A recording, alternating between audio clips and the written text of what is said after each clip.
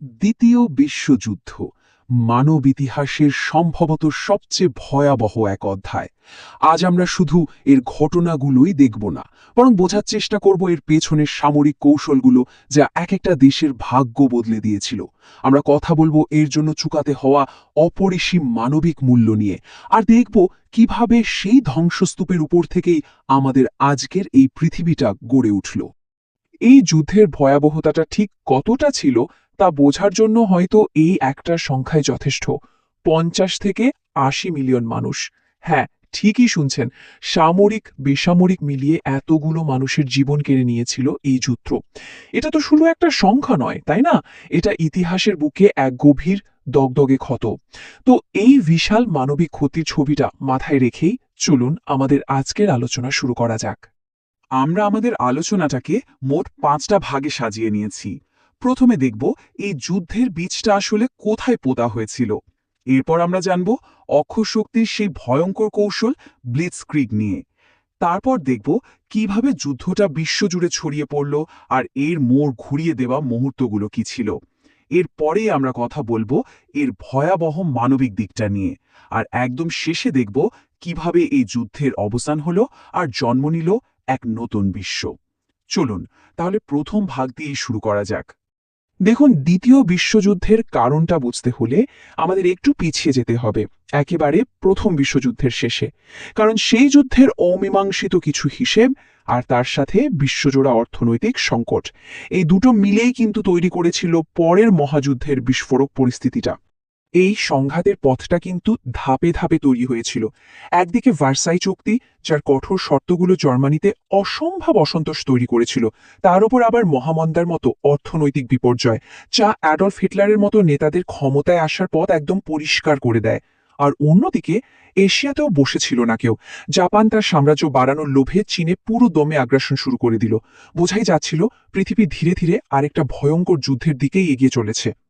তো যুদ্ধ যখন শেষ পর্যন্ত শুরু হলো, অক্ষশক্তি মানে জার্মানি, ইতালি আর জাপান এমন একটা সামরিক কৌশল নিয়ে এলো যা পৃথিবী আগে কখনো দেখেনি। নাম তার ব্লিটজক্রিগ বা বিদ্যুৎ গতির যুদ্ধ। আর এই কৌশলটাই দেখতে দেখতে ইউরোপের মানচিত্র বদলে দিচ্ছিল। তাহলে এই ব্লিটজক্রিগ জিনিসটা আসলে কি? এর মানে হলো লাইটনিং ওয়ার বা বিদ্যুৎ গতির যুদ্ধ।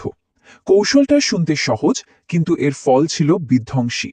মূল ব্যাপারটাই ছিল গতি আর আচমকা আক্রমণ। একসঙ্গে ঝাঁপিয়ে পড়ত ট্যাঙ্ক, যুদ্ধবিমান আর পদাতিক বাহিনী। শত্রুরা কিছু বুঝে ওঠার আগেই তাদের সব প্রতিরোধ ব্যবস্থা ভেঙে তছনছ হয়ে যেত। যারা প্রথম বিশ্বযুদ্ধে ধীরগতির যুদ্ধের মানসিকতায় আটকে ছিল, সেই মিত্রবাহিনীর জন্য এটা ছিল একটা রীতিমতো দুঃস্বপ্ন। আর এই কৌশলের ফল কি হল? অবিশ্বাস্য! Poland, Denmark, Norway, Belgium, Netherlands, এমনকি ফ্রান্সের মতো শক্তিশালী দেশও জার্মান আক্রমণেরই ঝড়ের সামনে টিকতে পারল না।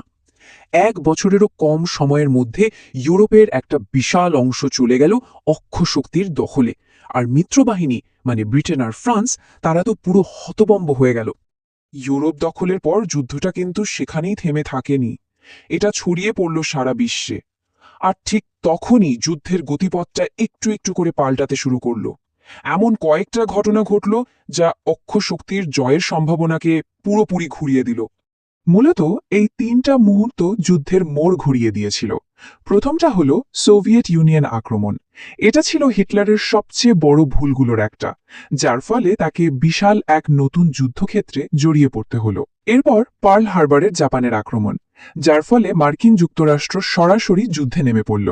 আর তাদের বিপুল শিল্পশক্তি মিত্রবাহিনীর জন্য একটা বিশাল ব্যাপার ছিল। আর সবশেষে ডি ডে মানে নরম্যান্ডিতে অবতরণ।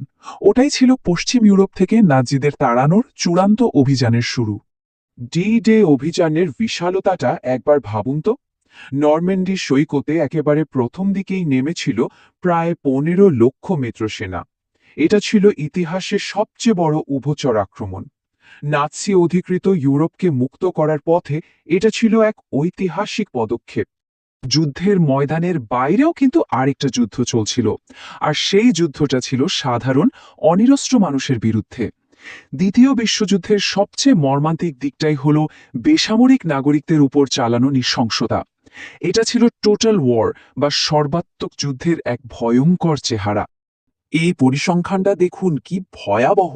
এই যুদ্ধে যত মানুষ মারা গিয়েছিল তার প্রায় 2/3 ছিল সাধারণ মানুষ, মানে বেসামরিক নাগরিক। শহরের উপর নির্বিচারে বোমা ফেলা, গণহত্যা আর পরিকল্পিতভাবে নিধন, এসবের সবচেয়ে বেশি মূল্য দিতে হয়েছে সাধারণ মানুষদেরই। আসলে এই যুদ্ধে নৃশংসতার কোনো সীমা পরিসীমা ছিল না।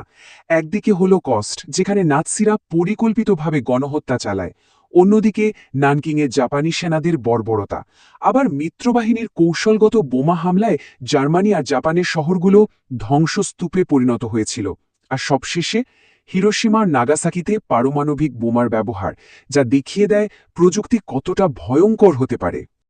একটা কথা আছে, যুদ্ধে সবচেয়ে বড় মূল্য চোকাতে হয় তাদের, যারা এর কারণ নয়।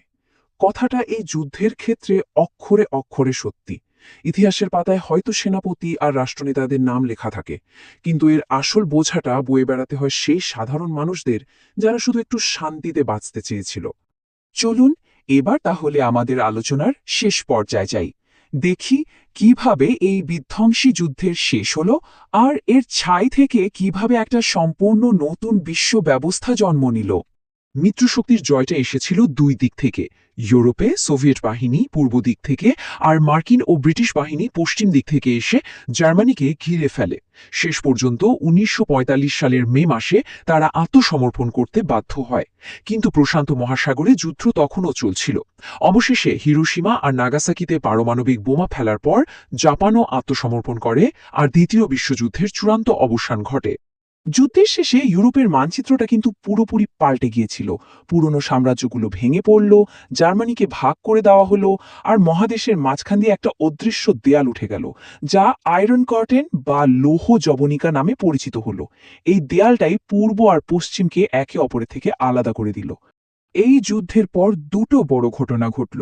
একদিকে ভবিষ্যতে এমন ভয়ঙ্কর সংঘাত এড়াতে তৈরি হলো জাতিসংঘ, আর অন্যদিকে পৃথিবীর দুটো নতুন পরাশক্তিতে ভাগ হয়ে গেল, মার্কিন যুক্তরাষ্ট্র আর সোভিয়েত ইউনিয়ন। তাদের মধ্যে যে আদর্শের লড়াই শুরু হলো, সেটাই জন্ম দিল ঠান্ডা যুদ্ধের, যা পরের কয়েক দশক ধরে গোটা বিশ্বকে নিয়ন্ত্রণ করেছে। আর এখানে আমরা আজকের আলোচনাটা শেষ করতে চাই একটা প্রশ্ন দিয়ে। দ্বিতীয় বিশ্বযুদ্ধ কি সত্যি সব সংঘাতের শেষ করেছিল, নাকি একটা বিশ্বযুদ্ধের ধ্বংসস্তূপ থেকেই পরবর্তী বিশ্ব সংঘাত, মানে ঠান্ডা যুদ্ধের বীজটা রোপণ করা হয়েছিল? ইতিহাস কিন্তু আমাদের এটাই ভাবতে শেখায়।